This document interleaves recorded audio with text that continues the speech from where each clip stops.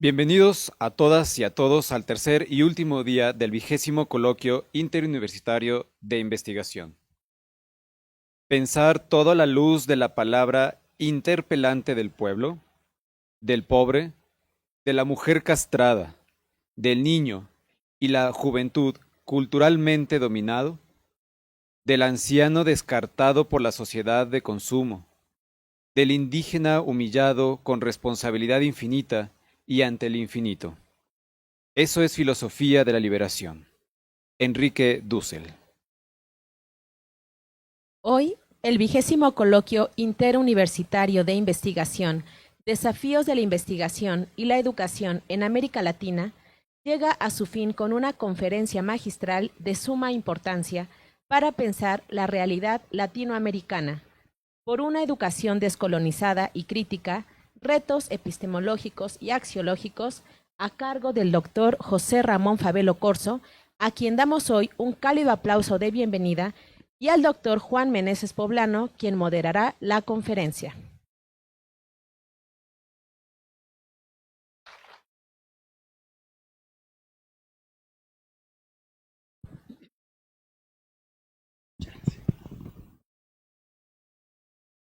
Doctor José Ramón Fabelo Corzo, sea bienvenido a nuestra institución.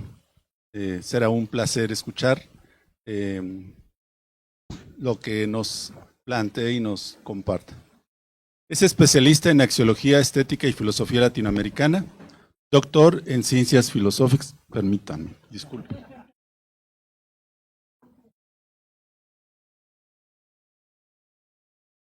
Investigador titular del Instituto de Filosofía de La Habana desde 1991, profesor investigador titular de la Universidad Autónoma de Puebla, miembro del Sistema Nacional de Investigadores de México, nivel 2, 2 veces Premio Nacional de la Crítica Científico-Técnica en Cuba, Premio de la Academia de Ciencias de Cuba, autor de más de 200 publicaciones entre libros, capítulos y artículos.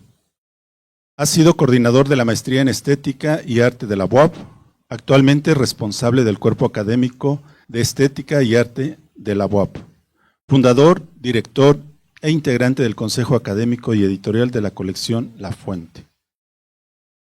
Pues sea bienvenido, seguramente que va a ser muy fructífera las ideas que nos comparta y esperaremos un poco para también hacerle algunas preguntas que seguramente complementará esto que nos va a decir de inicio. Muchas gracias. No, al contrario, muchísimas gracias a todos los organizadores, las autoridades de esta universidad, María del Carmen, que tan amablemente tuvo a bien invitarme, incluso físicamente, fue allá a la UAP, me jaló por una oreja, me dijo, tienes que ir. Y aquí estamos, con mucho placer y agradeciendo realmente la oportunidad de compartir con ustedes. La intervención nuestra le hemos puesto por título por una educación descolonizada y crítica, retos epistemológicos y axiológicos. Vamos a tratar de desglosar un poquito ese título. Sí se escucha bien, ¿verdad? Sí. Vamos a tratar de desglosar bien ese título a través de los conceptos fundamentales que en él participan, cambiándole un poquito el orden. Primero, vamos a hablar de educación. Esa es la primera categoría sobre la que vamos a hablar un poquito, teniendo en cuenta que precisamente estamos en un contexto de educadores, ¿verdad? Sobre todo. Después vamos a hablar de crítica, es decir, en vez de decolonialidad, aquí es donde viene el cambio de orden, vamos a hablar de crítica. Pensamiento crítico. Después vamos a hablar precisamente de decolonialidad o descolonización. Va a ser la tercera categoría. Y la cuarta y la quinta se va a referir a los retos epistemológicos y a los retos axiológicos. Si nos repetimos, si le cambiamos el orden al título, con perdón de los que hicieron el programa, se lo voy a cambiar un momentito ahora, dice, por una educación crítica y descolonizada. Retos epistemológicos y axiológicos. Solamente cambiamos ahí. Bueno, ¿qué es la educación? Bueno, ¿qué preguntarle qué es la educación a educadores? Es como, ¿verdad? Algo bien simple, pero tal vez yo les dé algunas tonalidades al concepto de educación sobre las cuales habitualmente no pensamos o no siempre pensamos. ¿Qué es la educación? En sentido amplio, podríamos decir que la educación es el mecanismo por el que se reproduce socialmente el ser humano. Es el medio fundamental por el cual la sociedad se reproduce a sí misma. Vamos a explicar un poquito. Si todos los seres vivos somos autopoyéticos, ¿verdad? Esa es una de las conclusiones de la biología contemporánea, etcétera, ¿no? Diversos teóricos. Los seres vivos son autopoyéticos en el sentido de que se producen y se reproducen a sí mismos. Y tienen los adecuados mecanismos biológicos para eso, para esa reproducción. Los seres humanos también tenemos mecanismos biológicos para reproducirnos, pero tenemos además una manera propiamente humana y social de hacerlo, la educación. Es decir, vean que la educación tiene una alta responsabilidad, y lo vamos a tratar de mostrar ahora un poquito mejor, en que los humanos nos reproduzcamos como humanos. Mediante la educación, los humanos nos apropiamos de manera compendiada de la historia de nuestra especie, de sus productos, de sus logros, de sus conocimientos acumulados. En apenas unos poquitos años, bueno, los años por los que estamos atravesando, ¿no? En la educación primaria, secundaria superior, media superior, universitaria, posgrado, etcétera, nos estamos apropiando de la historia de nuestra especie, de la historia compendiada, sintetizada de toda nuestra especie, de lo que han hecho los humanos durante decenas, centenares, miles de años. Y nos apropiamos en un relativamente breve lapso de tiempo. Las otras especies cuentan con la información genética, en la que también está, en un sentido biológico evolutivo, la historia de la especie, ahí a través de la información genética. Algunas especies, además, sobre todo las que son capaces de desarrollar reflejos condicionados, sí saben lo que son reflejos condicionados, ¿verdad? Recuerdan de Pavlov, los perros de Pavlov, ¿verdad? La lucecita, la salivación. Es decir, ahí él muestra que realmente hay un aprendizaje, hay una especie de aprendizaje. Y eso es muy importante porque eso agrega una segunda experiencia, una segunda fuente experiencial para los seres vivos, lo que se aprende durante la vida. Si les reflejo, lo que hacía Pavlov en el laboratorio no era más que reproducir sintéticamente lo que cotidianamente hacen esas especies en su vida normal. Aprenden, crean reflejos condicionados. Y esta es una segunda fuente muy importante de experiencia. Incluso en algunos casos podemos encontrar hasta ciertos niveles de instrucción. Un chimpancé puede enseñar a cascar nueces a otro chimpancé. Ahí hay una instrucción. Sin embargo, educación en el pleno sentido de la palabra solo existe en el ser humano o a nivel humano. Y tiene una gran responsabilidad en que los humanos seamos humanos. Mediante la educación nos humanizamos, o para decirlo mejor, continuamos nuestro proceso de humanización. Proceso que no termina al nacer, sino que dura toda la vida, porque durante toda la vida nos estamos educando. Es decir, nos convertimos en humanos distintos cada vez. Sí, somos humanos desde que nacemos, pero nos convertimos en humanos distintos. Es un proceso de humanización permanente. Eso pasa en la ontogenia, es decir, en el desarrollo de cada uno de nosotros desde que es niño, desde que nace hasta que fallece, hasta que muere. Pero también pasa a nivel de la sociedad en general. Es decir, la sociedad humana constantemente se va formando, reproduciendo, creciendo, humanizando en ese sentido. Es decir, hasta cierto punto podemos decir que la antropogénesis, o la génesis del humano, es un proceso permanente, inagotable, infinito. Mientras haya seres humanos, se están humanizando en un sentido diferente al que fueron o que se humanizaron las generaciones anteriores. Los maestros nunca debemos olvidar la alta responsabilidad que tenemos en ese proceso de humanización de nuestros educandos. A veces no pensamos en eso, pero sí, se están humanizando con nosotros. Aunque a decir verdad, no es solo la educación que se realiza en la escuela la responsable de eso. Es decir, hay educación desde que nacemos, incluso desde que estamos en el útero de nuestras madres. Es decir, hay una influencia social. Los seres humanos estamos diseñados para ser educados. Por eso cuando nacemos no estamos totalmente formados, porque nos falta precisamente lo que debemos adquirir mediante la educación. Hay otras especies que al nacer están ya más preparadas para la vida, para su tipo de vida, que como lo estamos nosotros. Un perro nace perro y sabe lo que tiene que hacer como perro, bueno, en principio, ¿no? Pero los humanos no sabemos ni siquiera andar bípedamente, ¿verdad? Mucho menos comunicarnos, mucho menos pensar, mucho menos utilizar el lenguaje, etc. Todo eso presupone un contexto social. Y ese contexto social, el primero, es el de la familia. Ese es el primer contexto educativo con el que nos... Pero además, y además es insustituible, por supuesto, la familia, el contexto familiar, esa relación, sobre todo del bebé con la madre en primer lugar. Como mamífero, en última instancia, hay una relación ahí muy fuerte que es biológica, pero al mismo tiempo afectiva, sentimental. Y a través de la leche materna se pasan, digámoslo un poco simbólicamente, alimentos, pasa experiencia humana, pasa cultura, ¿verdad? Se educa. Bueno,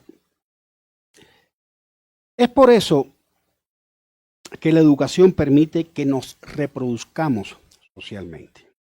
Ahora bien, la reproducción social de los humanos, a diferencia de las de otras especies, no es una reproducción simple, sino una reproducción ampliada.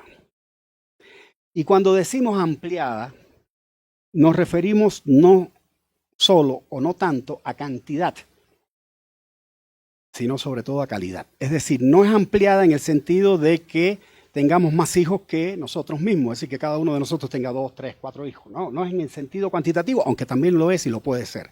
Y eso se expresa, por ejemplo, en el crecimiento demográfico, ¿no? De la población humana, que ha crecido notablemente desde que surgió el ser humano hasta ahora, pues notablemente. Pero nos estamos refiriendo aquí no solo a la cantidad de humanos, sino a la calidad de ser humano. Es decir, cuando hablamos de reproducción ampliada, estamos teniendo en cuenta que el mundo que dejamos es un mundo diferente al que recibimos. Y el que dejamos es diferente al que recibimos porque hemos incorporado a ese mundo nuestra actividad práctica, transformadora. El mundo humano es un mundo creado por los humanos. Veamos a nuestro alrededor. Este mundo en el que hoy compartimos ideas es un mundo creado por los humanos.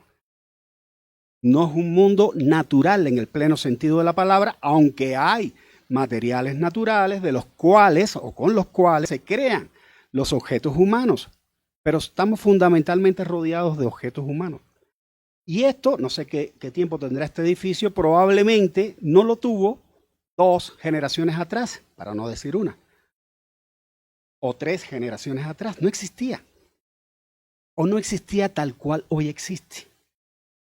Lo cual quiere decir que nos reproducimos nuestra vida, pero la reproducimos de manera ampliada. Y dejamos a nuestros hijos un mundo distinto al que recibimos nosotros mismos. Hay una frase por ahí muy famosa, que los educadores casi todos la conocen, que dice que los hijos se parecen más a su tiempo que a sus padres. Y es una verdad. Y es una verdad, porque realmente de nosotros heredan una buena parte, y no solo de lo que hereda biológicamente o genéticamente, sino de lo que le enseñamos, lo que lo educamos, etc. Pero van mucho más allá. Y por eso hoy esos hijos nuestros tienen mayores capacidades, por ejemplo, para el mundo digital que las que tenemos nosotros. A nosotros nos cuesta trabajo. La inteligencia artificial, yo les tengo miedo a la inteligencia artificial. Me parece que me va a comer, me va a hacer algo malo. Pero los muchachos ya la usan. La usan a veces incluso no del todo bien. Ya nos hemos encontrado por ahí respuestas en seminarios, ensayos y eso que están demasiado perfectos. ¿No? Parece que alguien los ayudó. La inteligencia artificial. No siempre se utiliza del todo bien, pero ahí están. Y ellos tienen una actitud mucho más, una capacidad mucho más elevada para asimilar las condiciones de su época, de su etapa de vida, de su contexto social, que las que ya tenemos nosotros, que vamos ya en franco proceso de despedida, ¿no? Entonces, eso es la dialéctica de la vida. Y eso hace que la reproducción humana sea una reproducción ampliada. ¿Se entiende? No es lo mismo que sucede en otras especies. En otras especies, por supuesto, son el resultado de evolutivos. Pero una vez que la especie ya se conforma, pues esa especie continúa. Puede seguir teniendo, por supuesto, evolución, puede haber mutaciones, puede haber cambios, de hecho las hay, pero a veces requieren centenares, miles de años para que se produzca algún tipo de mutación. Pero el perro, que había aquí, el perrito, ¿cómo se llamaba el perrito que encontraron los españoles cuando vinieron a México? Escuincle, ¿no? Ajá, el escuincle. El escuincle de la época de Colón y de Hernán Cortés es muy parecido al escuincle de hoy. ¿Verdad? Más o menos igual, qué sé yo, ladra igual, sabe lo mismo. Pero el ser humano no. El ser humano ha cambiado muchísimo en estos más de 500 años. Y el de aquí en el de otros contextos también. Entre otras cosas, precisamente el proceso de encuentro, ese proceso de encuentro problemático, si se quiere, que ocurrió después de 1492, pues generó un mundo nuevo. Muy bien. Bueno, si la reproducción que exige la vida humana es una reproducción ampliada, ahí me vas diciendo el tiempo. Esa reproducción no fuera posible que sea así ampliada si el ser humano no adoptara una actitud crítica hacia el mundo en el que está. Y aquí está la segunda categoría, crítica. Si no hay una actitud, si hubiera una actitud de plena complacencia con el mundo, pues entonces ¿para qué lo cambiamos? ¿Para qué lo transformamos? Nos acomodamos a él. Y si así fuera, lo que predominara a través de la historia de la humanidad, esa historia fuera una especie de círculo. ¿Verdad? Estaríamos saliendo y llegando al mismo punto. Tal vez estuviéramos todavía en las cavernas. Para que haya transformación del mundo, es necesario asumir que ese mundo necesita ser transformado. Requiere ser transformado. Es deseable que sea transformado. Por lo tanto, necesitamos ser críticos hacia el mundo en que nos encontramos. Y esa crítica no me refiero solamente a la crítica social, que también la incluye y es importante, muy importante. Pero incluso la crítica ante los mismos objetos materiales que tenemos.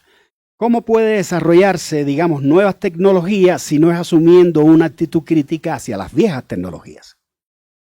Para superarlas, para hacerlas mejor, para tener mejores productos, para tener mejores computadoras, tener mejores coches, etc. Eso implica una relación crítica con el mundo que heredamos de las generaciones anteriores. Por lo tanto, el ser críticos no es una opción. El ser crítico es una necesidad antropológicamente universal. Y entonces nos preguntamos, ¿y la educación qué? Pues la educación puede favorecer o no esa actitud crítica. Por lo tanto, cuando hablamos de la necesidad de una educación crítica, quiere decir de una educación que estimule el pensamiento crítico, que estimule ese nivel de inconformidad con lo que se tiene para superar eso que se tiene y hacerlo mejor. ¿Se entiende? Entonces, ser críticos o formar educandos críticos es formar educandos más a tono con lo que la propia humanidad en su esencia exige. Transformar el mundo, cambiar el mundo, desarrollar el mundo. Bien. Al mismo tiempo, los cambios que la crítica debe estimular y propiciar pueden ser de diferentes signos. Pueden ser positivos o pueden ser negativos. Pueden responder a necesidades reales o a necesidades falsas, como las que ahorita se mencionaba ahí en una cita de Enrique Dussel, el consumismo, ese exceso de consumismo atroz que muchas veces la lógica del capital impulsa, ¿no? Necesitamos consumir, consumir, consumir y supuestamente la felicidad está en eso, en consumir cada vez más. Y eso es una actitud crítica también hacia la realidad, pero no positiva, no negativa. ¿Y por qué no es positiva? ¿Por qué no es positiva? ¿Por qué es negativa? Porque el exceso de consumo en lo individual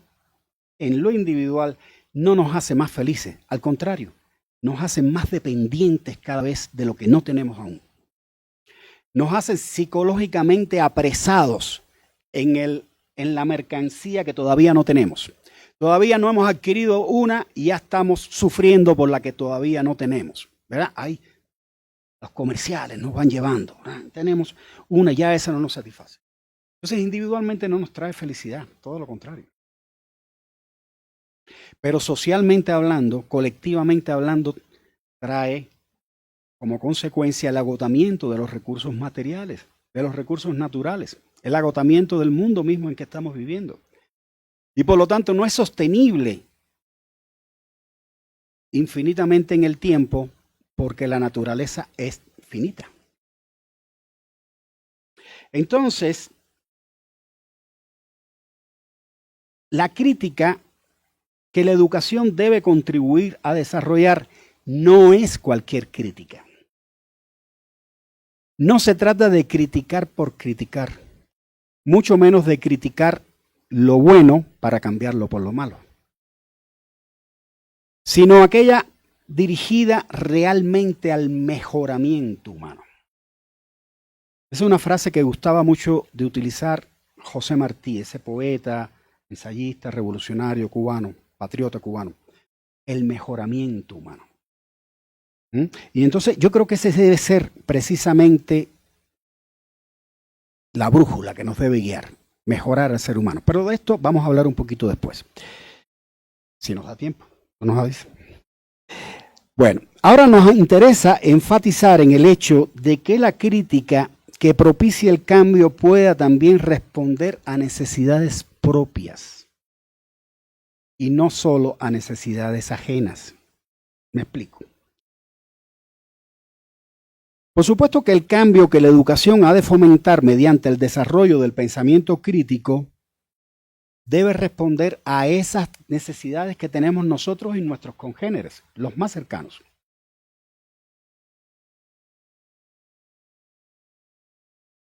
Mucho mejor, por supuesto, si esas necesidades propias y de nuestros congéneres son al mismo tiempo las necesidades de la mayoría de la humanidad. Perfecto. Es decir, qué bueno que cuando eduquemos en el sentido de satisfacer de esas necesidades, al mismo tiempo no solo se satisfagan las propias, sino también las de toda la humanidad, las universales. Pero primero que nada tienen que ser nuestras necesidades. De ahí la importancia de ubicar la educación en su contexto social específico. Tomar en cuenta conscientemente el lugar de enunciación del discurso educativo. ¿Dónde estamos? En México, en Puebla, en Latinoamérica, en el sur global. No podemos olvidar el lugar desde donde pensamos y desde donde educamos. Porque sobre todo a quien educamos, lo educamos para convertirlo en un ente propiciador del cambio necesario en nuestro propio contexto. Otra cosa es que se vaya después, vaya a otros lugares y trabajar. Después podemos hablar de eso. Pero ante todo tenemos que formarlos y educarlos para nuestro propio contexto.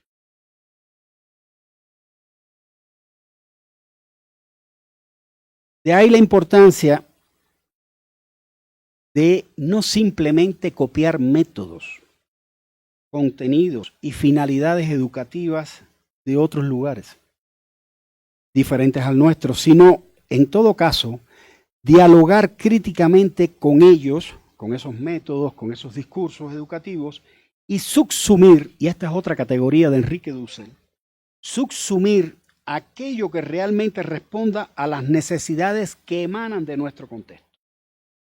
Como ustedes saben, Enrique Dussel, a propósito de que hace un ratito lo presentaron, fue un crítico del eurocentrismo. Y decía, no se trata de que no dialoguemos con los productos culturales de Europa, pero tenemos que dialogarlo desde el prisma de nuestras necesidades. Por eso tenemos que subsumir en nuestro pensamiento, en nuestro contexto, en nuestro discurso educativo, los elementos que de esos otros discursos son necesarios y útiles para él. En eso consiste en esencia una educación descolonizada. Y aquí está el tercer concepto. Una educación descolonizada. Cuando logremos mediante ellas no lo que otros han querido o quiere que logremos según sus propias necesidades e intereses, sino lo que responda a nuestras propias necesidades e intereses. Y conviene aquí hablar un poquito de la colonialidad.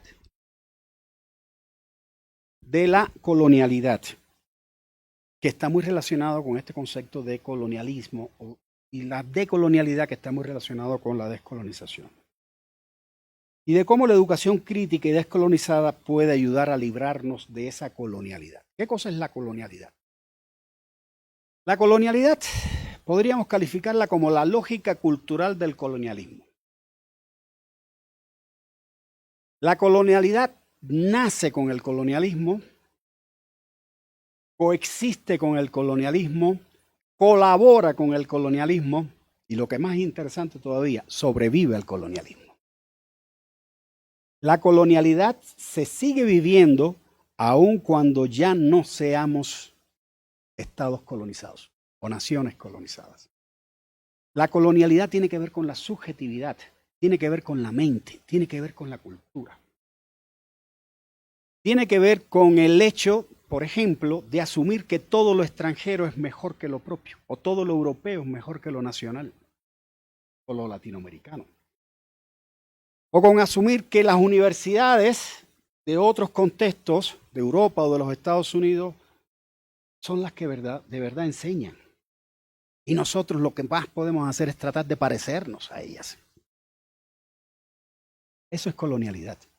Colonialidad es cuando estamos escuchando las noticias y las evaluaciones o valoraciones que en esas noticias se nos dan y se nos presentan como modelos de praxis social o política, la de los Estados Unidos, la de Europa, la de otros contextos, en despecho de la nuestra. Es que así no lo hacen los norteamericanos, es que así no se hace en Francia. Pero con un libro escrito en Francia, no se le para la pechada a un llanero, decía José Martí. Lo estoy parafraseando mal, después busquen la cita como es correcta. No, el libro americano, el libro europeo no da la solución al enigma americano, al enigma mexicano. Tenemos que leer nuestros propios libros. Tenemos que leer a nuestros propios pensadores, a nuestros propios autores. A veces tenemos al lado la solución a problemas que buscamos a miles de kilómetros. Y desde hace rato se sabe que los humanos somos iguales. somos iguales, Dios, somos iguales que la ley, pero somos iguales genéticamente. Tenemos el mismo mapa del genoma humano. No son superiores los europeos ni los blancos a los que no son europeos o no son blancos. Entonces, colonialidad es eso, es cuando asumimos que una obra de arte es buena porque entró en una exposición en Europa o porque se exhibe en un museo en los Estados Unidos. O asumimos que es mejor incluso el discurso de nuestros científicos, de nuestros humanistas, cuando es traducido o cuando se publica en alemán, en inglés o en francés y se publica en alguna de las revistas de alto impacto, como así le llaman, aunque ningún mexicano la lea. No importa, que impacta ya. Es contraproducente crear pensamiento para que otros lo usufructen. Es fuga. Ya ahora se fuga el pensamiento, se fugan las ideas, ya no se fuga el cerebro. El cerebro se queda aquí y sigue siendo mantenido por la sociedad mexicana, por la sociedad latinoamericana. Ahora el que se fuga, lo que se fugan son las ideas. No, eso es colonialidad. ¿Se entiende? Entonces, por supuesto que una verdadera descolonización necesita de la decolonialidad o la descolonización cultural, de la descolonización de nuestra subjetividad. Quitarnos esas gafas, porque eso es lo que es la colonialidad, una especie de gafa con la que miramos al mundo sin saber que las llevamos puestas. Es lo peor. Lo primero es hacer conciencia de esas gafas. Y después que tengamos conciencia de que tenemos esas gafas, empezar a quitárnoslas, aunque sea poquito a poco, aunque al principio no veamos bien, como le pasó a él al principio. No, pero las de él no eran de colonialidad.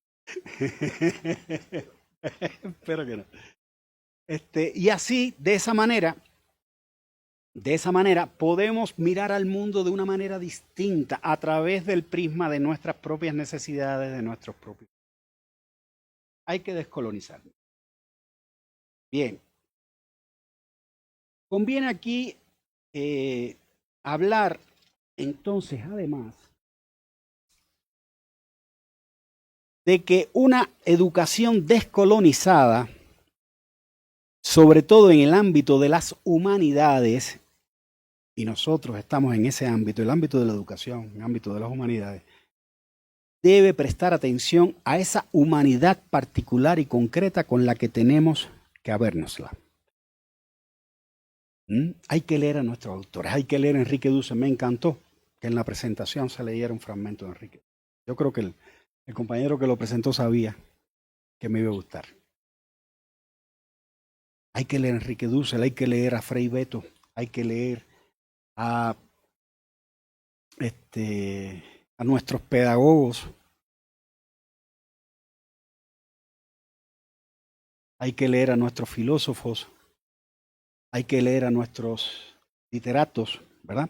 Bien, a veces se esgrime el argumento de que la educación nuestra tiene que ser igual a la de otros países centrales para garantizar así apertura laboral a los egresados. Bien, es un argumento inteligente. Tenemos que darle la misma educación porque si no, no le van a dar trabajo en los Estados Unidos o no le van a dar trabajo en Europa. Es un argumento interesante. Sin embargo, no hay mejor manera de ser universal que siendo leal a lo propio. ¿Cuáles son nuestros creadores más reconocidos mundialmente? ¿Los que han pasado toda su vida copiando o los que de verdad han creado según sus circunstancias? Lo vemos en la literatura. Un García Márquez, por ejemplo, con su realismo mágico. O un Alejo Carpentier, con su real maravilloso. Son intelectuales que han escrito desde nuestras circunstancias y con los ojos puestos en nuestras circunstancias. Pero lo mismo ha pasado con un Enrique Dussel, por ejemplo, en la filosofía, uno de los filósofos latinoamericanos más reconocidos en el mundo. Hoy hay continuadores de Enrique Dussel en los más diferentes confines. En Australia, en Europa, en los Estados Unidos. Un Paulo Freire, con su pedagogía del oprimido.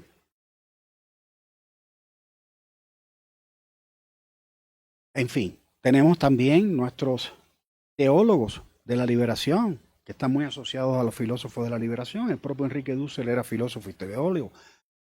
En fin, tenemos muchos productos interesantes, con los cuales no quiere decir que tengamos única y exclusivamente que asumir acríticamente. El pensamiento crítico también es para nuestros hermanos. Y también debemos dialogar críticamente y no debemos incluso molestarnos porque otros colegas debatan con nosotros en búsqueda de la verdad común, de la verdad conjunta. Por encima de los criterios de uno o de otro está la verdad. Esa que tenemos el deber de buscar una y otra. Pero que atendamos a lo propio no debe interpretarse como resultado de un puro chauvinismo o de un fundamentalismo o de una vocación de aldeano, sino que es el resultado de una exigencia epistemológica. Y ahí viene la cuarta categoría, cuarto concepto, retos epistemológicos. Como ustedes saben, la epistemología tiene que ver con la verdad, sobre todo con la verdad, y cómo se construye la verdad.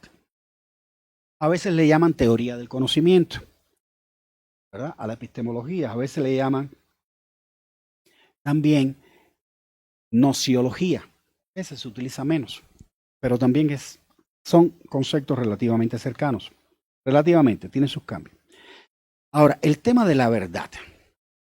¿Existe la verdad? ¿O es un tema del pasado?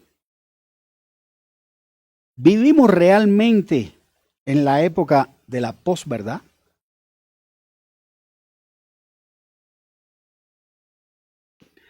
Hago una ligera pausa para que vayan pensando. Les voy a decir lo que yo pienso. La verdad es mucho más que un tema epistemológico. Es una necesidad de la vida. Necesitamos verdades para vivir, para reproducirnos como seres vivos. Es una exigencia biológica, que no solo es una exigencia de los humanos. Imagínense ustedes una amiba, un organismo unicelular, ahí en su medio acuoso. Como ustedes saben, la amiba, ante la presencia de alimentos, abre los pseudópodos. Se nutre y cierra los pseudópodos. Pero esa misma amiba, en ese sistema acuoso en el que vive, si usted le diluye un ácido que puede atentar contra su vida, recoge los pseudópodos y trata de escapar. Trata de moverse. Quiere decir que la amiba necesita saber, entre comillas, si lo que hay ahí es alimento o lo que hay ahí es veneno. Porque solo así, diferenciando lo que la alimenta de lo que la envenena, puede vivir y puede sobrevivir y puede reproducirse. Imaginemos ahora una ranita y el zumbido de la mosca. El zumbido que es lo que le sirve a ella de señal de la presencia del alimento. Ahora imaginemos que la ranita está en la época de la posverdad.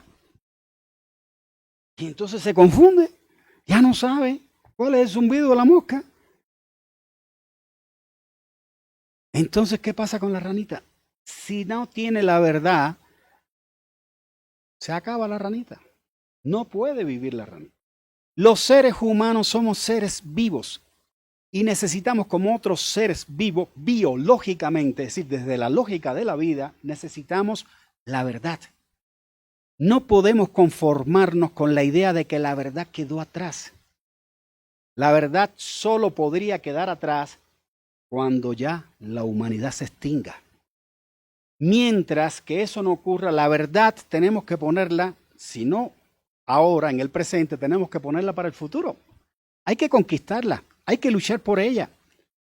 No podemos conformarnos con los fake news, con las falsedades, aunque reconozcamos que existen, aunque reconozcamos que se manipula el pensamiento, aunque reconozcamos que muchos son engañados, pero tenemos que luchar por la verdad, no dejarla en el pasado, hay que conquistarla y hay que de nuevo hacerla humana, hacerla social, compartirla, defenderla, luchar por ella.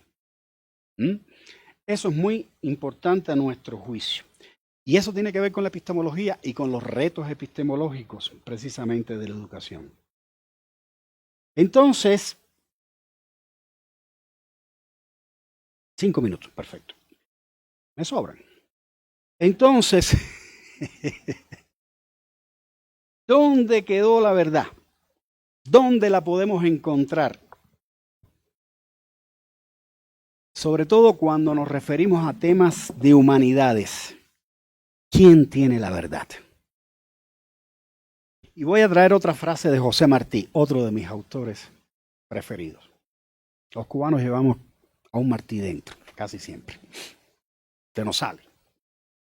Y decía Martí, la verdad se les revela mejor a quienes sufren y padecen. Vean qué cercano está esta idea de Martí con la que de Dussel se leyó hace un ratito.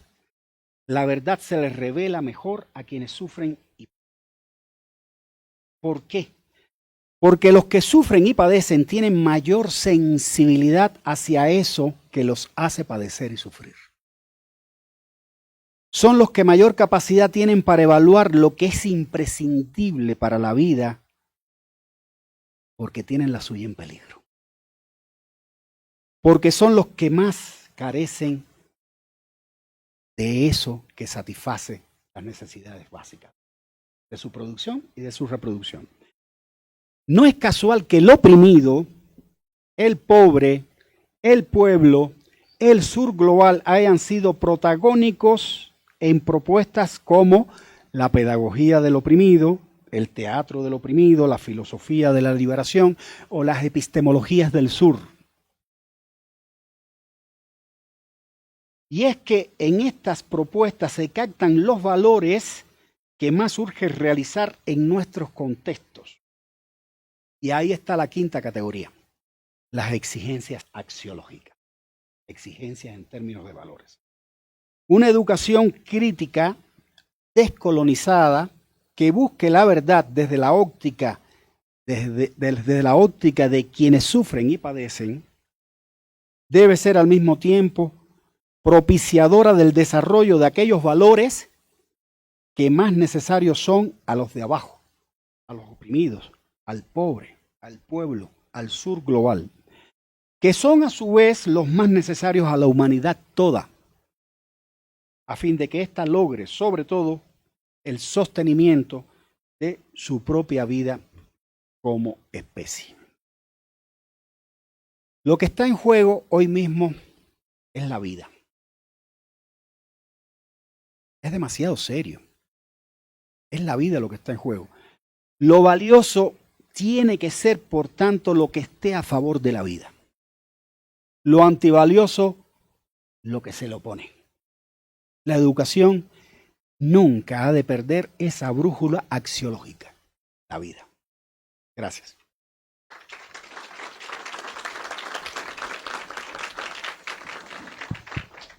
Bueno, ahora que estabas hablando, doctor José Ramón, me ponía a pensar que yo soy resultado de dos cosas. No hablé mucho al principio porque ya quería escuchar lo que nos iba a decir. Pero yo digo que puede ser resultado de dos cosas.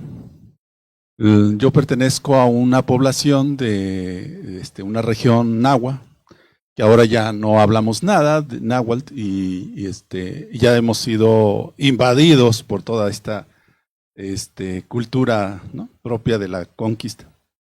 Entonces, o puede ser que yo esperaba, el náhuatl trata de escuchar al otro.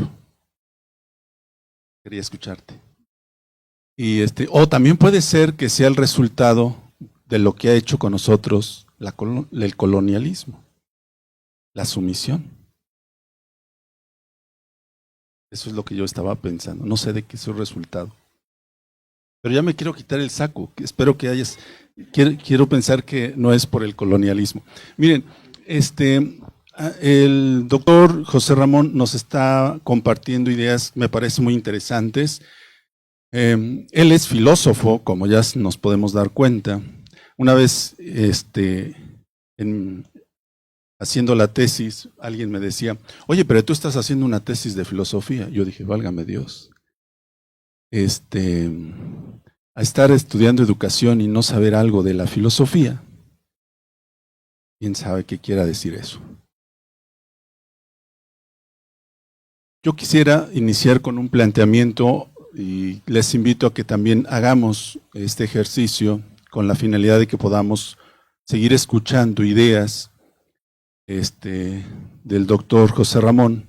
Él trabaja la línea de la decolonialización o descolonización o decolonialidad.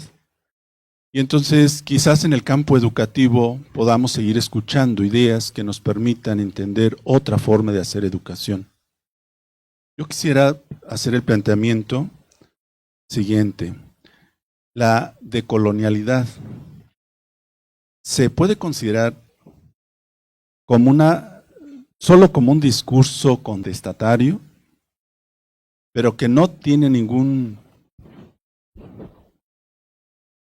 ninguna posibilidad de que sea verdaderamente un acontecimiento histórico-social. Porque ante este panorama, como hoy nos encontramos, pareciera ser que pensar en otra posibilidad pues solamente puede quedarse en ese discurso. Se escucha bien, manifiestas tu inconformidad, pero en la realidad no funciona. Y no funciona porque ya otros lo han querido intentar y parece que no funciona. Bueno, es mi primer. No sé si quisieran escuchar la contestación o alguien más. Bueno, es una pregunta muy interesante. Nuestra inserción en esta propuesta teórica, a la que llamamos teoría de la colonialidad, guión decolonialidad, porque nos parece que los dos conceptos son muy importantes. Hoy hablamos un poquito del concepto colonialidad, pero es muy importante también la decolonialidad. Decolonialidad que significa, en el fondo, lo contrario, es decir, quitar la colonialidad y no solo hablar de ella, ¿no? Sino mostrar que la decolonialidad es posible, que descolonizarnos es posible. Por eso me parece muy interesante este concepto y de hecho mi participación dentro de estas propuestas y de estas discusiones quiere poner el acento en esa parte, precisamente en la descolonización. Ahora, ¿cómo entender esa descolonización o esa decolonialidad? Para algunos teóricos, la decolonialidad consiste en lo fundamental en cambiar discursos, en cambiar narrativas, en cambiar nombres. Uno de estos teóricos, muy importante por cierto, y muy interesante, aunque ahora lo voy a criticar, muy interesante y muy bueno, es Walter Mignolo. Walter Mignolo es, de hecho, estudioso de la semiótica, de los discursos, y hace todo una propuesta de descolonización de las narrativas o de la descolonización de los discursos que no deja de ser interesante, pero que a mi juicio en el fondo no es suficiente. No solo hay que cambiar conceptos, hay que cambiar en los hechos, en la praxis, en las realidades sociales. Por lo tanto, no solo el problema de la colonialidad no se resuelve solamente en los recintos universitarios, o no se resuelve solamente en el ámbito de los libros, de los artículos, de los capítulos. No, se resuelve en el mundo de lo real. Y el mundo de lo real, por supuesto, incluye el mundo de nuestros educandos, es decir, nuestros productos, es decir, que nosotros eduquemos sujetos conscientes de la necesidad de descolonizarse, es un hecho práctico ya, en el camino de esa descolonización. Quitarnos las gafas es un hecho práctico. Aunque por supuesto no solo hay que quitarse las gafas de la colonialidad, también hay que asumir acciones prácticas conducentes. Y eso presupone, en buena medida, un cambio de las realidades humanas, de las realidades sociales. ¿Por qué? Porque las realidades que vivimos hoy siguen reproduciendo el colonialismo y la colonialidad. Lo siguen reproduciendo. Porque vivimos en un mundo asimétrico, porque sigue predominando en este mundo la lógica del capital. ¿Dónde nació el colonialismo? Siglo XVI. ¿Qué estaba pasando en el siglo XVI? Acumulación originaria del capital en Europa. ¿Qué pasaba? ¿Qué era necesario para que el capital se acumulara en Europa? Grandes riquezas, grandes masas de riqueza. ¿Y dónde se encontró esa riqueza? En América. Y entonces, ¿cómo podía conciliarse esa acumulación originaria del capital, que además auspiciaba la idea de que todos los seres humanos son iguales ante la ley? Eso es lo que permite que el obrero y el dueño del capital se enfrenten en el mercado de igual a igual. Uno compre la fuerza de trabajo, el otro venda su fuerza de trabajo y encuentra ahí empleo. Es decir, presupone la idea de la igualdad de los humanos, ¿verdad? Pero ¿cómo podríamos justificar la igualdad de los humanos en Europa si aquí había esclavos y aquí había siervos? La única manera de explicar eso era inferiorizando al otro. El otro es menos humano que aquel. Y esa inferiorización es la colonia. Lo que se llama la colonialidad del ser. Es decir, el ser del otro es inferior. Y esa inferioridad puede ser biológica, como decía Juan de Gines de Sepúlveda, por ejemplo, en alguno de sus, cuando escribía de la justa causa de la guerra contra los indios, decía es que son inferiores, son subhumanos, son animales prácticamente. Esa inferiorización puede ser biológica o puede ser por vía sociocultural. Si son inferiores porque no han llegado a nuestro nivel de desarrollo, no han llegado a nuestras ideas, no han llegado a nuestras verdades, son subdesarrollados, ¿verdad? El subdesarrollismo, la teoría del subdesarrollo en buena medida fue una teoría posterior a la Segunda Guerra Mundial que intentó sustituir el racismo propio del nazifascismo antes de la Segunda Guerra Mundial por otro mecanismo de inferiorización. Ahora son subdesarrollados. Antes eran de raza inferior, ahora son subdesarrollados, pero es otra manera de inferiorizar al otro. ¿Se entiende? ¿Y a qué responde esa inferiorización? A las necesidades de la lógica del capital. Entonces, en alguna medida, hay que enfrentar esa lógica y llamarla por su nombre.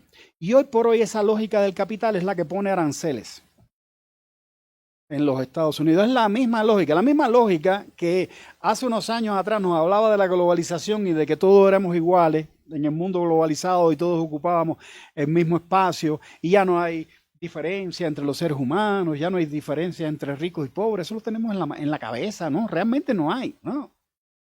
Como si no fuera realidad los 800 millones de hambrientos que hay en el mundo, ¿no? Entonces, pero nos venían con ese discurso, el discurso de que todos somos iguales. Eso respondía a la lógica del capital, porque en aquel momento al capital le convenía quitar las barreras proteccionistas de los estados para que el capital fluyera libremente. Claro, no todo el capital, que fluyera para acá los Walmart, los Sams, etcétera, pero para allá la fuerza de trabajo no, que también es mercancía, esa no, esa nunca ha habido libre circulación de la mercancía, de esa mercancía, y es también mercancía la fuerza de trabajo. Los mexicanos que van para allá, los latinoamericanos que van para allá, a esa se les para y se les pone muros. Y ahora, esos mismos que antes dijeron que todos éramos iguales y que debíamos estar en una misma economía globalizada, ahora levantan muros más altos todavía y nos ponen aranceles, porque ahora le han agarrado miedo a la libre circulación de la mercancía. Ahí están los chinos. Les salió un fantasma con ojos rasgados. No lo preveían. Cuando hablaron de la globalización y los chinos aprovecharon de la globalización.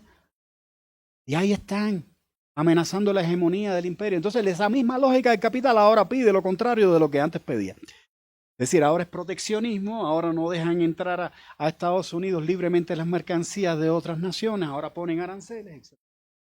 Entonces, es esa lógica, en última instancia.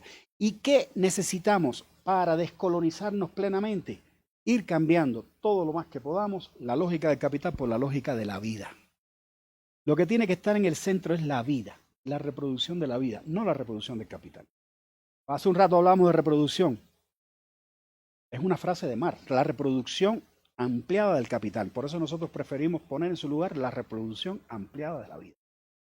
Eso es lo que necesitamos. Entonces, pues, bueno, la medida en que lo logremos, o en la medida en que podamos irle poniendo coto al capital, a veces en espacio reducido, a veces lo podemos hacer en una universidad, a veces no tenemos que esperar el asalto al cielo de una sola vez. Podemos irlo haciendo en nuestros espacios. Tenemos siempre una cuota de responsabilidad. Lo que no podemos decir es, yo no puedo hacer nada. No, porque eso es lo que más favorece a la conservación del status quo. Por poco que podamos hacer, es importante lo que hagamos. Muchas gracias. Por favor, si alguien tiene... miren, de este lado tenemos una mano y aquí... 3. Por favor, si nos...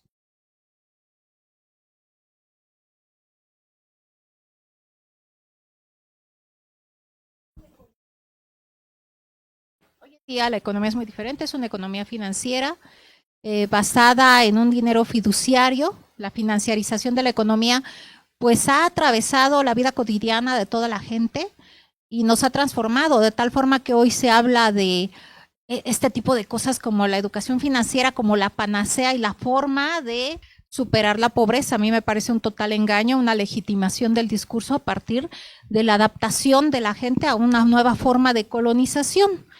Pero la realidad está en que creo que tenemos que superar el desconocimiento de la población sobre incluso la política económica, que ellos entiendan que en Estados Unidos hoy, por ejemplo, el 5% del dinero es físico, el resto es este dinero fiduciario electrónico, y en ese sentido a través de la deuda se multiplica la riqueza en unas pocas manos, pero no nos lo dicen para mantenernos en la pobreza, porque la realidad es que los recursos pues son limitados, ¿no? Yo les digo a mis alumnos esta fantasía de que hay recursos naturales que no se van a acabar, recursos naturales renovables y no renovables, es una mentira, todo depende del sistema económico.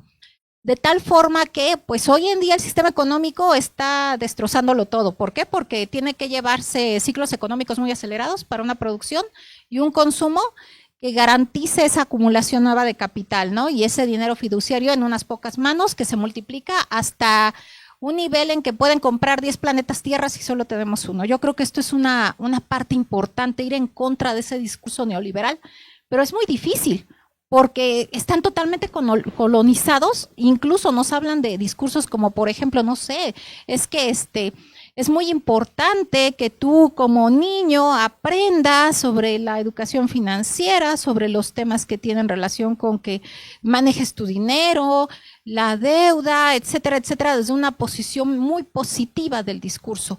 ¿Cómo como educador ir en contra de eso cuando todo alrededor es un discurso neoliberal realmente, con esta actitud positiva hacia algo que definitivamente no es positivo? Yo quisiera preguntarle eso, sobre todo porque hay un sesgo muy importante en todos aquellos que están metidos en temas administrativos, contables, y que son, yo creo, que los que reproducen este discurso neoliberal de manera como muy entusiasta, ¿no? Entonces, bueno, pues esa sería mi pregunta. Gracias. Yo creo...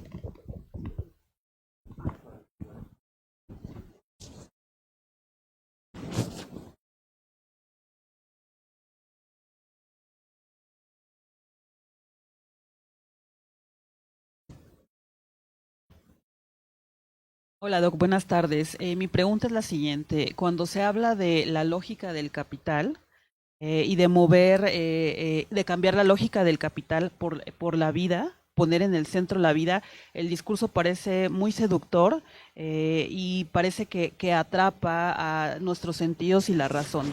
Pero en términos concretos, como educadores y como formadores de profesores y de educadores, ¿qué recomendaciones concretas hay para posicionar en el centro la vida? Ya que nosotros no podemos derribar la lógica del capital y tampoco podríamos alimentar a los 800 millones de hambrientos que hay en el mundo. Entonces, desde nuestra trinchera, ¿cuál sería su sugerencia para colocar en nuestro centro, pues, otra lógica que permita configurar otro mundo?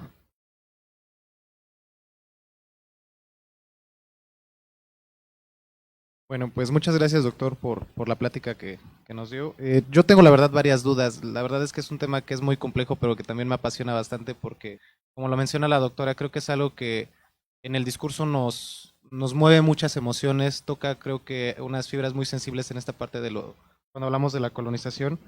Pero a mí me surge la duda de cómo podemos nosotros, bueno, lo platicaba en algún momento con el doctor Juan, cómo podemos descolonizar realmente la educación o descolonizarnos en nuestro pensamiento, cuando incluso en este modelo, por ejemplo, que se nos plantea ahorita del nuevo mundo, tratamos de colonizarlo, ¿no? O sea, es un modelo que nos trata de descolonizar, pero lo colonizamos con el pensamiento que ya tenemos tan arraigado, que es de la colonización que ya durante años hemos tenido. Esa es una de mis dudas, y otra es si realmente es posible hacer esta descolonización tomando en cuenta la estructura política que tiene nuestro país. La descolonización tiene que ver con la despolitización de la educación, tiene que ver con qué, y cómo podemos hacer esto sin que se confunda de alguna manera con esto que preocupa de alguna manera a las sociedades, que es meternos en un modelo comunista como se manejaba anteriormente, ¿no? Que es el miedo que precisamente se planteó con la nueva escuela mexicana, que los nuevos libros iban a plantear ideas comunistas. ¿Cómo podemos hacer esta diferenciación entre lo que es la decolonización y la descolonización sin caer en el error de meternos a estas ideas de geopolítica? Gracias.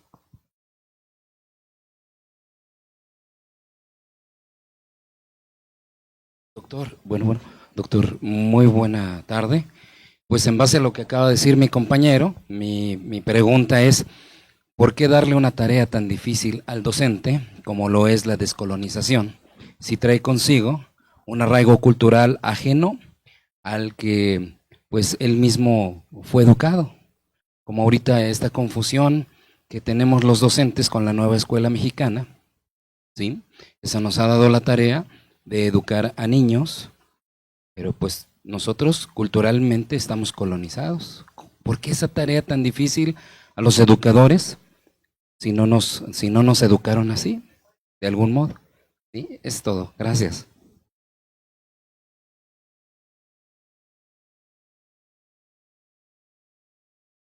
Buenos días, buenos días, tardes todas.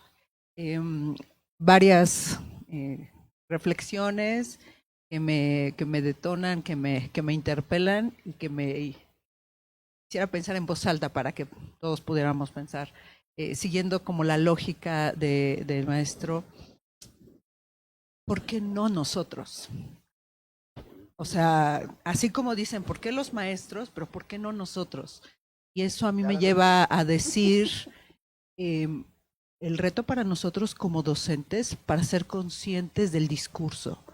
Aquello que se nombra es lo que se le da existencia, ¿no? A partir de este discurso. Y considero que uno de los grandes retos es la inconsciencia del propio discurso que reproduce modelos de opresión.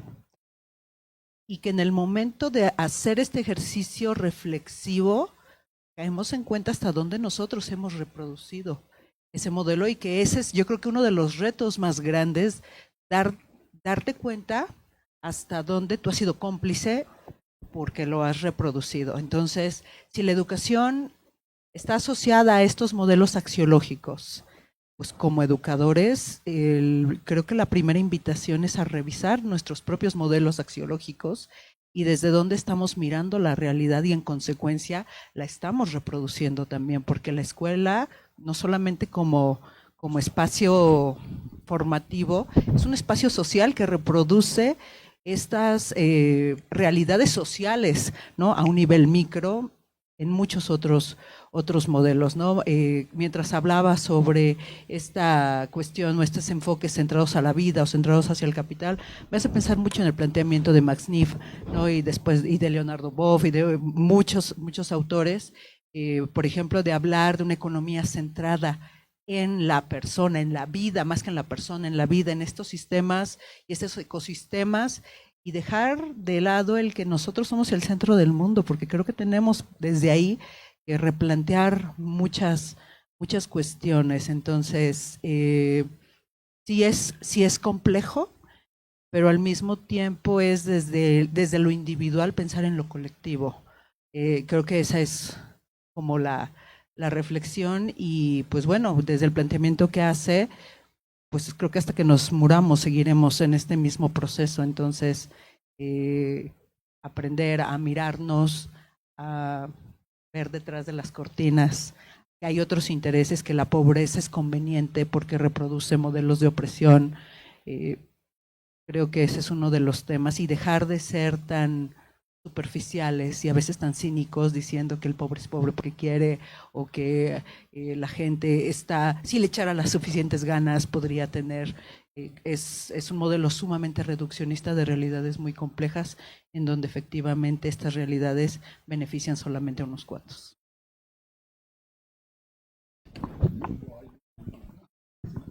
Bueno, agradecerle. El trabajo que he hecho antes de venir aquí a Puebla ha sido un trabajo global. Tiene que ver con la economía. Estuve 6 años como ecónomo general de la Congregación de los Hermanos. Pero eso me permitió también conocer otros mundos, otras cosmovisiones. Creo que un reto muy grande es darnos la oportunidad de conocer otras cosmovisiones, otras formas de ver el mundo, que no tiene nada que ver con la forma en que nosotros lo vemos. El gran reto, y ahora que no vayamos a decir como Sor Juana Inés de la Cruz, que seamos ocasión de lo mismo que juzgamos. O sea, nos volvemos nosotros los colonizadores, ¿no? Es un gran riesgo.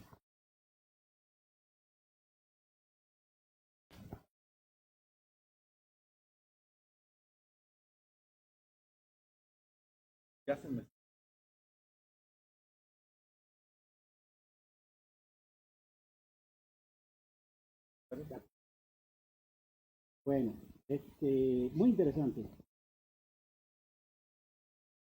Sí, ahorita. Es que...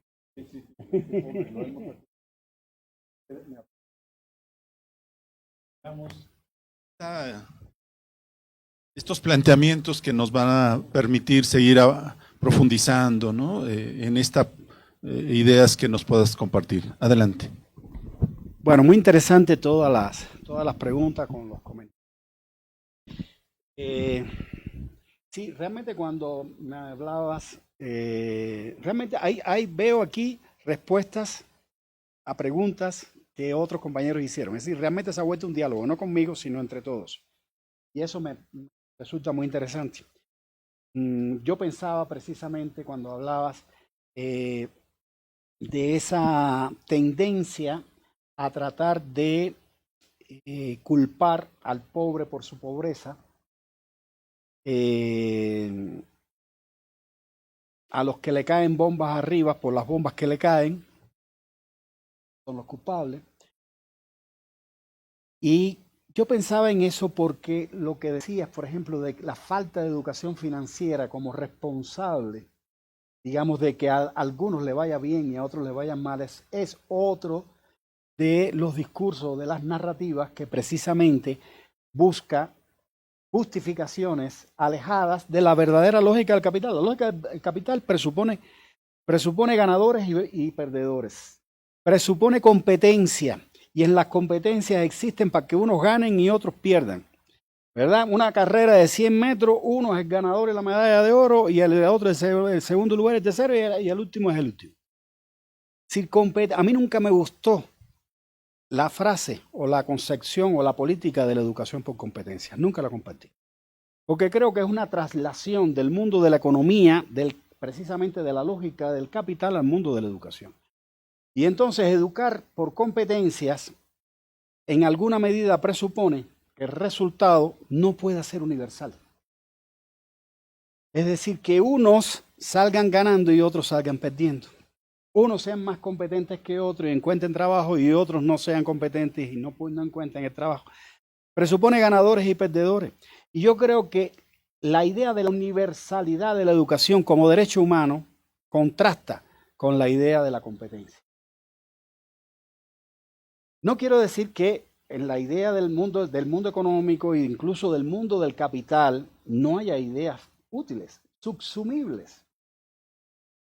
Por ejemplo, el mercado no es malo per se.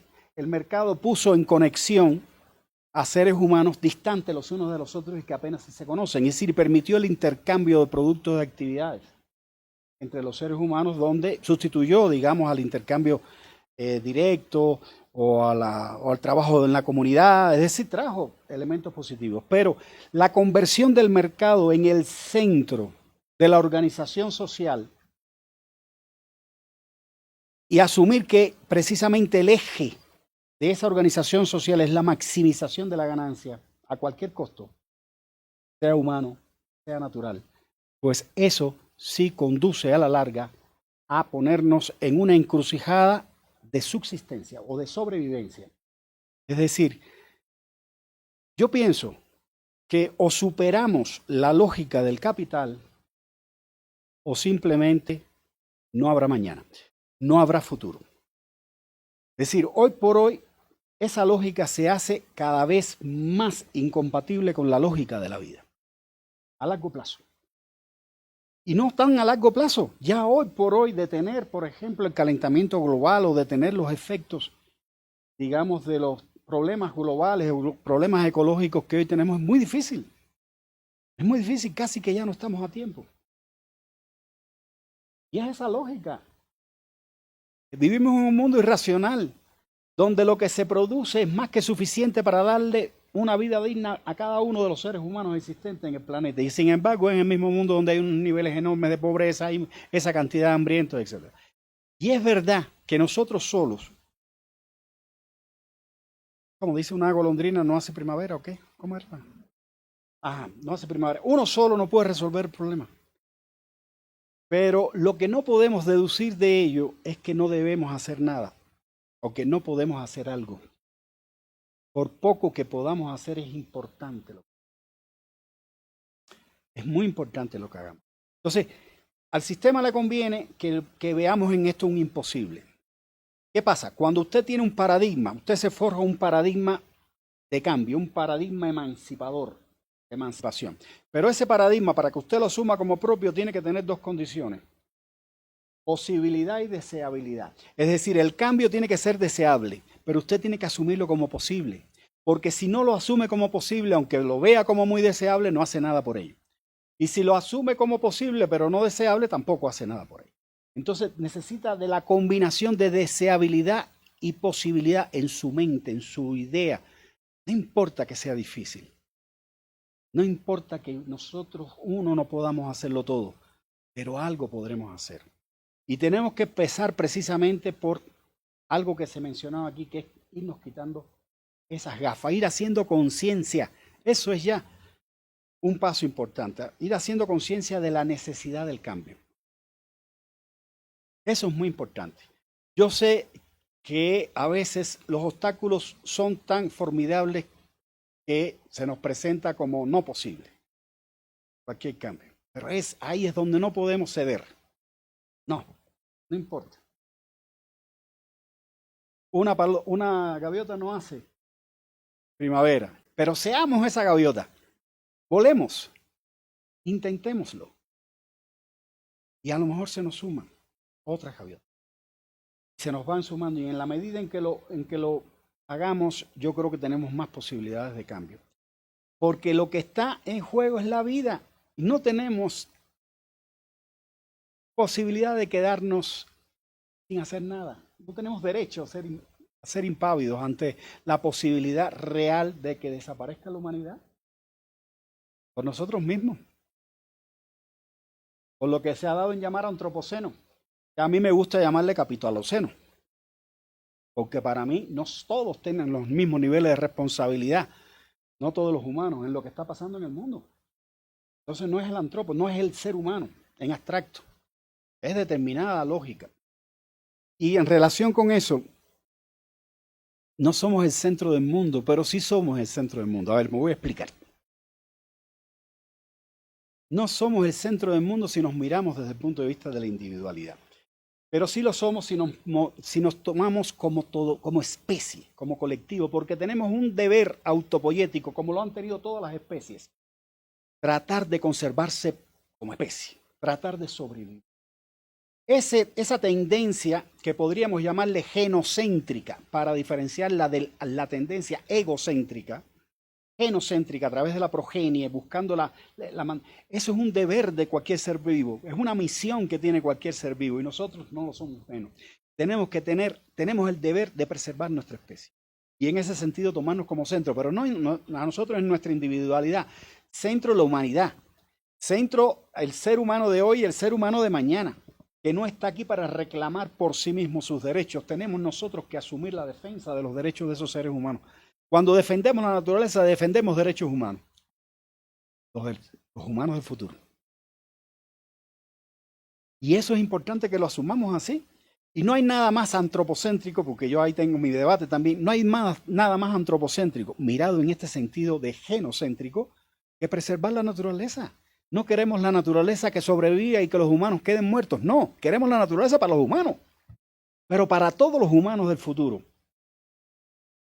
Y no solo para los de esta realidad. Y por eso hay que protegerla y hay que cuidarla. Y tiene que ser patrimonio colectivo.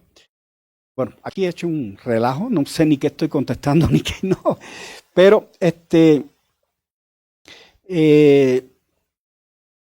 no solo es discurso contestatario, lo que tú decías, es también discurso práctico, es más práctica, es práctica, no solo discurso, es práctica. Y eso es lo que buscamos. ¿Cómo podemos ir colocando la vida como centro? Bueno, yo creo que primero tenemos que tratar de comprenderla como centro, sacar del centro de nuestra lógica de pensamiento, sacar del centro la acumulación, sacar del centro la maximización de la ganancia a toda costa e ir colocando en el centro la vida. Y yo creo que en la medida, por supuesto que no podemos educar a nuestros educandos, a nuestros estudiantes, para vivir en un mundo que no existe. Tenemos que educarlo para vivir en el mundo que existe, pero al mismo tiempo para que vivan en ese mundo como sujetos rebeldes de ese mundo, como sujetos hacedores de cambio, como sujetos críticos de ese mundo. Claro, no podemos decirle, sé pobre desde ahora, fracasa financieramente para que seas pobre. No podemos decirle eso. La idea no es que todos seamos iguales en pobreza, la idea es que todos seamos iguales a medida de lo posible, en riqueza, pero en riqueza que no sea, digamos, incompatible con la naturaleza y con la vida, sino que sea riqueza compartible con las generaciones futuras. Dejarle un mundo de necesidades satisfechas a esas generaciones futuras, pero al mismo tiempo compatibles con el sostenimiento de la vida en el mundo natural. A ver, ¿qué se me quedó? A ver, dígame. Pues parece que has abordado las... Sí, y muy interesante lo que me decía, no podemos convertirnos en nuevos colonizadores. Y esto lo voy a decir en relación con algunos colegas que tenemos. Algunos colegas que han hecho su carrera precisamente formulando ideas muy interesantes de la teoría de la colonialidad, de colonialidad. Algunos de ellos en los Estados Unidos ganando premios, viajes, traducciones, etcétera, pero a veces sin el contacto necesario y sin el aprendizaje necesario que representa ir ahí a las bases, ir ahí el contacto, ir a esas diferentes cosmovisiones. Esas diferentes cosmovisiones que tienen mucho que enseñarnos. Ahora, por ejemplo, una de las cosas que nosotros tratamos de ver todos los elementos positivos es los proyectos del buen vivir, o del vivir bien, que se han desarrollado por nuestros ancestros, y que ahora tenemos que retomar y darles la razón. No es la modernidad con sus verdades y su ciencia la que tenía razón son ellos, eran ellos. Vivir en armonía con el mundo natural, vivir bien, que no es vivir con muchos objetos de consumo, sino en armonía con la naturaleza. Entonces tenemos mucho que aprender de ellos. Tiene que ser una construcción colectiva de conocimiento, un intercambio de saberes. El papel de los intelectuales aquí, sobre todo, es el papel de facilitador de ese intercambio. A veces el intelectual tiene la posibilidad de moverse, de ir de un lugar, de captar una experiencia y llevarla al otro, ser un comunicador. Y yo creo que esa es una tarea importante del educador hoy. Como decía Paulo Freire, ¿no? Un poco el facilitador. Bueno, por ahí. Muchas gracias. Bueno, abrimos otro bloque de preguntas.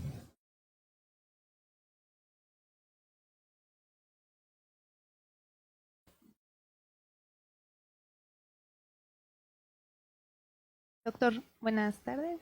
Hizo muy interesante su conferencia y bueno, gracias. En general en el evento me he quedado mucho con esta parte del cuestionar, ¿no? Cuestionar lo que pensamos, cuestionar lo que decimos, ¿no? Y creo que esta conferencia vuelve a hacer énfasis en esta parte. Me llamó mucho la atención también, ¿no? El comentario que decían, podemos hacer algo, aunque no cambiemos nada, porque otros tal vez lo han intentado, pero creo que el hecho de sumarnos a esos discursos, ¿no? Que hacen debate, que cuestionan lo que nos da el propio discurso, ya sea político, económico, social, etcétera, hace que sea escuchado y al final si le incomoda a alguien, pues nos incomodamos todos, ¿no? Creo que eso vale mucho la pena. Por otro lado, me pareció muy interesante también la aportación de la compañera en decir por qué los docentes no, y de cuestionarnos eso, porque, por ejemplo, en el contexto en el que me desenvuelvo con mis estudiantes, ellos replican muchos patrones aprendidos, ¿no? Y a veces es difícil cuando nosotros, como usted dice, tenemos otro panorama y tenemos la oportunidad de compartir con colegas o ver otros contextos y tener la posibilidad de tener otros enfoques, ¿cómo compartir con ellos esa hambre de cuestiónate lo que has aprendido por generaciones y generaciones y generaciones, ¿no? Ayer que hablaban las expositoras de los textiles, ¿no? Y decían que ahora es un reto el hecho de que las mujeres quieran aprender a bordar, pues sí es un reto bastante fuerte porque ahora ellas tienen que luchar con una resignificación de lo que fue el hecho de aprender a bordar, ¿no? O sea, nos compartían que era, aprendes a bordar para casarte y eran obligadas a casarse, ¿no? Situaciones que creo que al final no han sido erradicadas del todo, por lo menos no en todo el territorio, pero entonces esa significación que era, eso yo ya no lo quiero para mi hija, para mi nieta, etcétera, ¿no? Y que se vio como algo negativo al final de cuentas para las mujeres, pues ahora es resignificarlo como, bueno, vas a abordar no para que te obliguen a casarte, ¿no? Sino para que preserves esto que es patrimonio cultural, ¿no? Entonces, sí me cuestiono cómo contagiar, ¿no? Esto hacia nuestros estudiantes, que muchos de ellos vienen de contextos culturales y sociales que los llevan a esa réplica de muchos patrones y modelos, ¿no? Y que no, muchas veces ellos no se permiten hacerse esos cuestionamientos, ¿no? De a lo mejor, ¿por qué le tengo que servir al papá? O ¿por qué tengo que atender a mi hermano? No sé, como situaciones así cotidianas, ¿no? Para ellos. Bien. ¿Ya? Bien, me parece muy interesante tu reflexión, estoy totalmente de acuerdo con ella. Tiene que ver con algunas cosas que se habían dicho antes. Creo que en algún momento hay que romper, hay que cambiar. Es decir, si asumimos el discurso de que somos herederos de la colonialidad y que no podemos salir de ahí precisamente porque así fuimos formados, pues entonces nunca se va a cambiar. Decía Marx, y ya verán, ahora voy a hablar también de Marx. Decía Marx en una de sus tesis sobre Feuerbach, el educador necesita ser educado.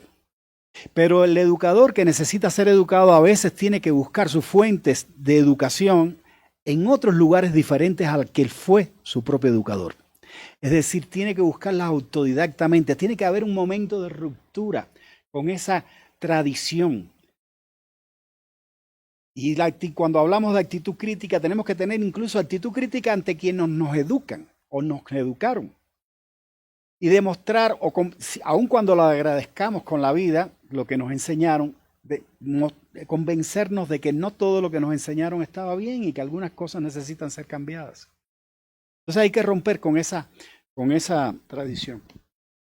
Y otra cosa que decías que me parece muy importante es el concepto de resignificación. Hay cosas que perduran, pero no porque tengan absolutamente el mismo significado. No deben perdurar porque tengan absolutamente el mismo significado, sino porque las resignifiquemos y las reinsertemos con una nueva funcionalidad en nuevos contextos sociales y humanos. Eso es lo que hace que una obra hecha en un momento determinado haya podido funcionar, digamos, con un propósito y una función social y después en otro contexto haya podido tener otra función social.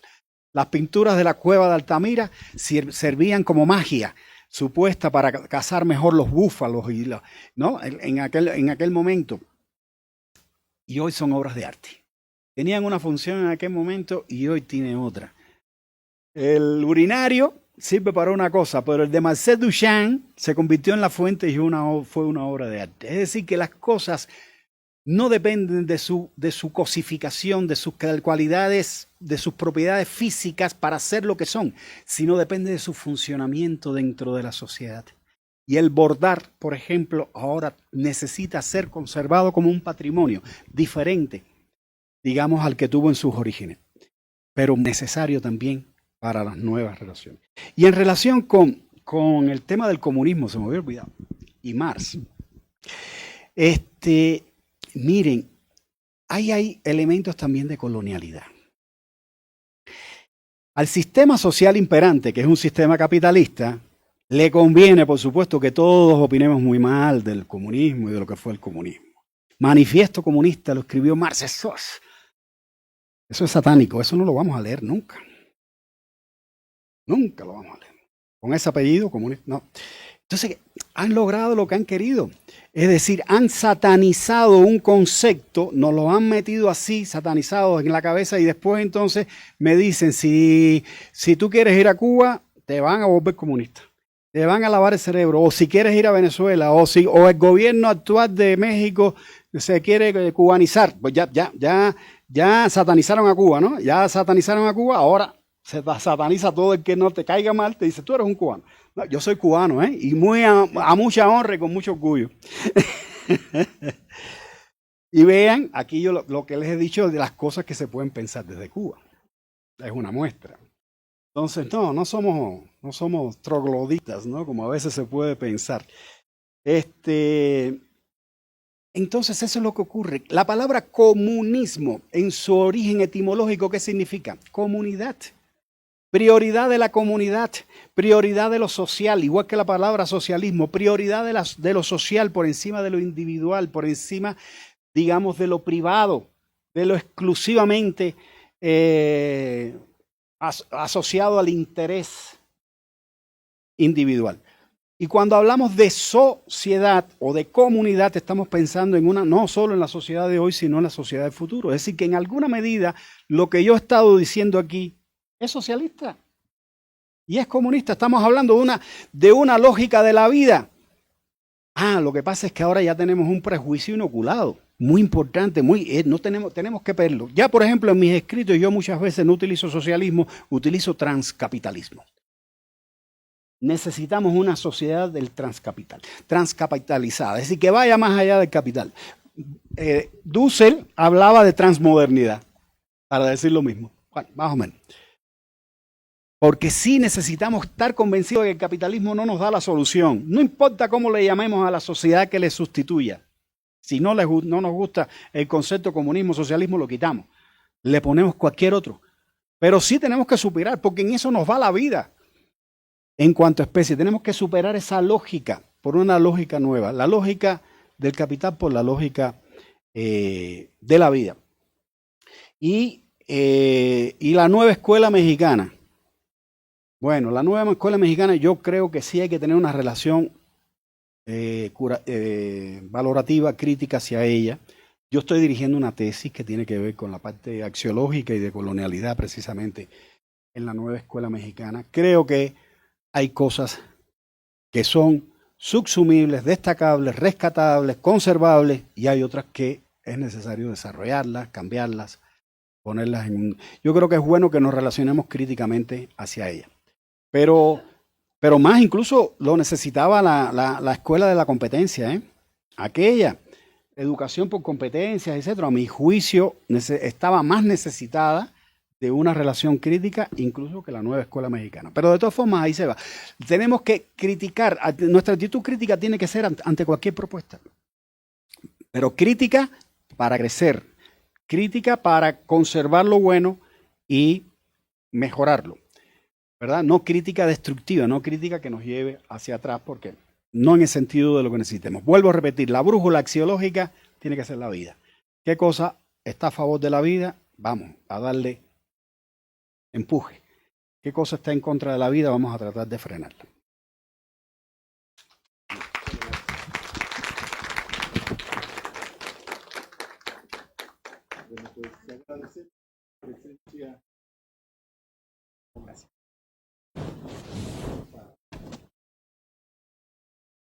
Este reconocimiento, Universidad La Salle Puebla,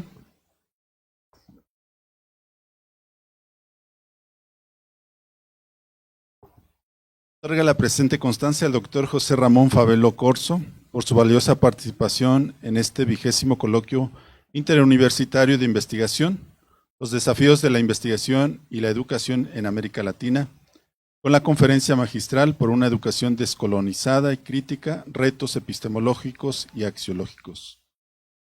7 de junio del 2025 en Puebla. Firma el hermano Martín Rocha Pedrajo, rector.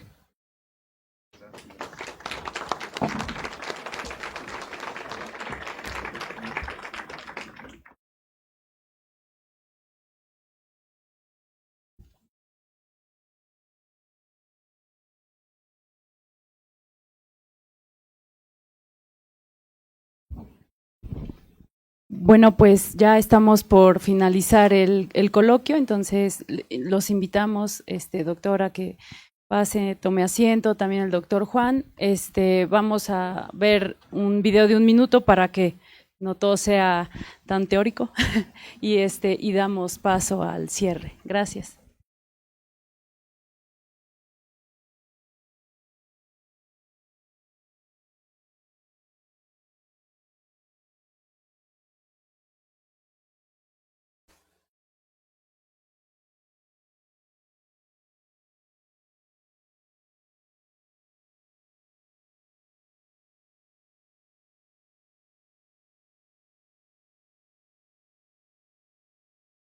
Sueñan las pulgas con comprarse un perro.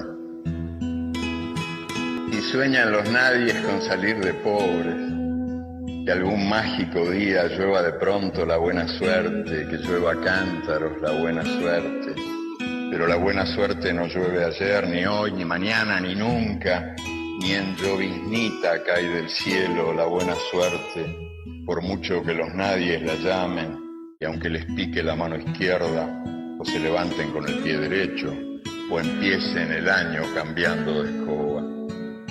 Los nadies, los hijos de nadie, los dueños de nada, que no son, aunque sean, que no hablan idiomas, sino dialectos, que no profesan religiones, sino supersticiones, que no hacen arte, sino artesanía, que no practican cultura, sino folclore, que no son seres humanos, sino recursos humanos, que no tienen cara, sino brazos, que no tienen nombre, sino número, que no figuran en la historia universal, sino en la crónica roja de la prensa local. Los nadies, que cuestan menos que la bala que los mata.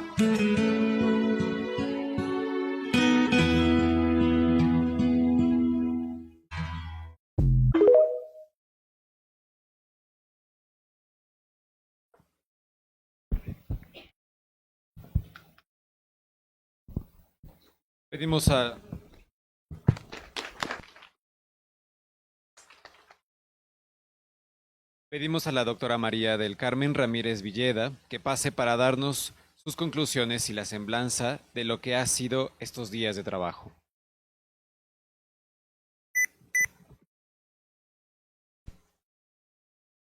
Buenas tardes. ¿Sí se escucha? Buenas tardes a todas y a todos. Haré una breve semblanza de lo que vivimos en estos 3 días de coloquio. Y bueno, pues a lo largo de este coloquio tuvimos la oportunidad de pensar y cuestionarnos acerca de nuestra labor como docentes e investigadores. Siguiendo la metáfora de la levadura, hemos sido amasados desde dentro para que una vez fermentados con los desafíos personales y profesionales que cada uno de nosotros vivimos, estemos listos para dar apertura a nuestras conciencias y alumbrar nuevos conocimientos, nuevas preguntas sobre el mundo y la educación, explorar los caminos y oportunidades de nuestro quehacer como maestros y maestras. El primer día reflexionamos con el hermano Carlos Gómez Restrepo sobre las necesidades del mundo actual y qué tipo de investigaciones privilegiamos. Nos recordó que el proyecto de La Salle es hacer universidad, donde nuestros estudiantes cuestionen la realidad y busquen la verdad. Que es éticamente obligante poner a la persona en el centro, ir a las periferias existenciales, pero también a las periferias geográficas. En palabras del hermano Carlos, cito, escuchar las voces de los niños y jóvenes, avanzar en una mayor inclusión de la mujer, potenciar la familia, acoger a los vulnerables y pobres, encontrar nuevas formas de entender la política y la economía y salvaguardar la casa común. Esta es la importancia de educar desde el corazón y hacer efectiva la praxis del carisma lasallista, hoy más que nunca, porque como nos dijo el hermano Martín al inicio del coloquio, vivimos crisis y nuestros jóvenes están vacíos. En las mesas de trabajo, nuestros expositores pusieron sobre la mesa varios temas. Nos llevaron a pensar estrategias de aprendizaje a través de actividades lúdicas para que nuestros alumnos se atrevan a descubrir el mundo de las matemáticas, de las artes, del lenguaje. Nos preocupamos por pensar cómo erradicar el estrés y la ansiedad de nuestros alumnos. Nos cuestionamos las prácticas de evaluación y cómo a través del arte fortalecer la expresión emocional de nuestros niños. La importante labor del psicopedagogo como parte del acompañamiento en las escuelas. Algunos ponentes nos enseñaron a utilizar las herramientas que el avance tecnocientífico nos ha dado para atender dificultades de aprendizaje. También hablaron sobre la importancia de la inclusión educativa, considerar a las minorías, la necesidad de capacitarnos en lenguaje de señas, por ejemplo, rescatar nuestra historia, nuestras raíces y generar pensamiento crítico para cuestionar la realidad y no ver todo como si fuera una verdad, pues vivimos en un mundo simulado donde cada vez más la verdad se desdibuja. Ayer en el panel de expertos dialogamos sobre cómo reestructurar nuestras universidades para atender los desafíos que a nivel global enfrentamos, como la precarización laboral. Cómo atender los problemas de la educación en América Latina, cuando las políticas migratorias en Estados Unidos persiguen a nuestra gente como si fueran peligrosos delincuentes. Pero también vimos que hay otros mundos, donde el arte se mezcla con los saberes ancestrales de nuestros pueblos indígenas. El arte textil no solo es una producción en masa, sino que cada prenda materializa el trabajo, las intenciones, la historia y la cultura de sus tejedoras. Y llegamos al fin de este coloquio con la conferencia magistral del doctor Favelo, quien nos puso a pensar en una educación descolonizada. Decía Enrique Dussel que la liberación cultural es una acción de enorme riqueza porque en ella el sujeto es constructor de lo nuevo. Pero para construir, antes hay que desarmar lo que el sistema nos había impuesto y no solo puesto. Se trata de negar la pedagogía de la dominación en el niño, en el joven y en el pueblo. Cito a Dussel, la pedagogía dominadora desde el hogar, la escuela, la universidad, la ciencia y tecnología, medios de comunicación masiva, sea desde el imperio o la oligarquía nacional, tiende a conquistar miembros títeres que den masa al poder establecido. Fin de la cita. En conclusión, hemos sido llamados por esta vocación liberadora porque la educación en sí misma no busca poder ni dominación. Libera, construye y destruye las falsas creencias. Nos invita a buscar la verdad y la justicia, a conservar la indignación sin perder la alegría para hacer universidad, porque hacer universidad es hacer comunidad. Quiero agradecer muchísimo a las personas que hicieron posible este coloquio. Muchas gracias, Betty, quien está con nosotros en el Departamento de Investigación. Muchas gracias al equipo de soporte, al equipo de mantenimiento, a don Paco y a todos ustedes que estuvieron aquí acompañándonos en las conferencias y en las mesas de trabajo. Muchas gracias.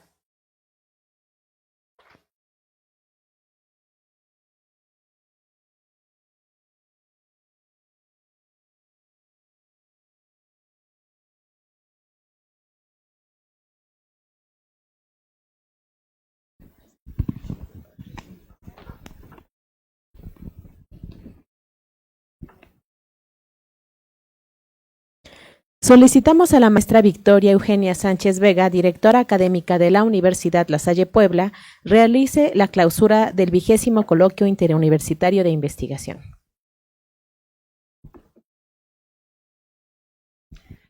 Muy buenas tardes a cada uno de ustedes. Pues es así como llegamos al cierre de este significativo espacio académico que a lo largo de estos días nos ha convocado a reflexionar de manera profunda, crítica y colaborativa sobre los desafíos que enfrenta la investigación y la educación en América Latina. En primer lugar, quiero agradecer a cada uno de los participantes, a cada uno de ustedes, de los docentes y estudiantes de las universidades que nos han honrado con su presencia, que ha sido activa, con su escucha atenta y sus valiosas aportaciones. Ustedes han hecho posible que este encuentro fuera más que una serie de ponencias. Lo han convertido en un espacio vivo de pensamiento, diálogo y transformación. Mi reconocimiento especial también va para las y los ponentes, quienes con generosidad y compromiso compartieron sus conocimientos, experiencias y reflexiones. Nos invitaron a abrir nuevos horizontes, a cuestionar lo dado y a repensar la educación y la investigación desde una mirada situada, crítica y profundamente comprometida con nuestra realidad latinoamericana. También extiendo mi más sincero agradecimiento a las y los docentes de las universidades, de las distintas universidades participantes, y de manera muy particular agradezco a los integrantes del Departamento de Investigación de nuestra universidad, a la doctora María del Carmen, a la doctora Josefina, al doctor Juan Meneses, a Betty, ¿dónde está Betty? Por su entrega, profesionalismo y dedicación en la organización de este evento. Gracias por su trabajo generoso que ha hecho posible que este encuentro se desarrolle con calidad y calidez. Gracias a cada uno de ustedes por compartir, dialogar y enriquecernos con las experiencias de unos y otros. Que este coloquio no se quede únicamente en el recuerdo, sino que se traduzca en vivencias y acciones concretas que transformen nuestro ser, nuestro quehacer docente y personal, haciéndonos más humanos, más cercanos y más empáticos. Que la investigación que promovemos en nuestras universidades no sea indiferente ni lejana, sino cada vez más encarnada en las realidades sociales, especialmente en aquellas de los más desfavorecidos. Que no perdamos nunca de vista el compromiso ético que nos llama a poner el conocimiento al servicio de la justicia, la equidad y la dignidad humana. Sigamos cultivando una mirada crítica y profundamente humana, que sepa comprender y transformar los desafíos de la educación en América Latina. Apostemos por una educación descolonizada, ética, crítica y solidaria, que asuma sin miedo sus retos epistemológicos y axiológicos con coherencia, valentía y esperanza. Así, con la convicción de que este encuentro ha sembrado nuevas preguntas, ha renovado nuestro compromiso y fortalecido nuestras redes de colaboración, siendo las 13:19 del día 7 de junio de 2025, declaro formalmente clausurado el 20º Coloquio Interuniversitario de Investigación, los desafíos de la investigación y la educación en América Latina. Muchas gracias a todos. In divisa manem.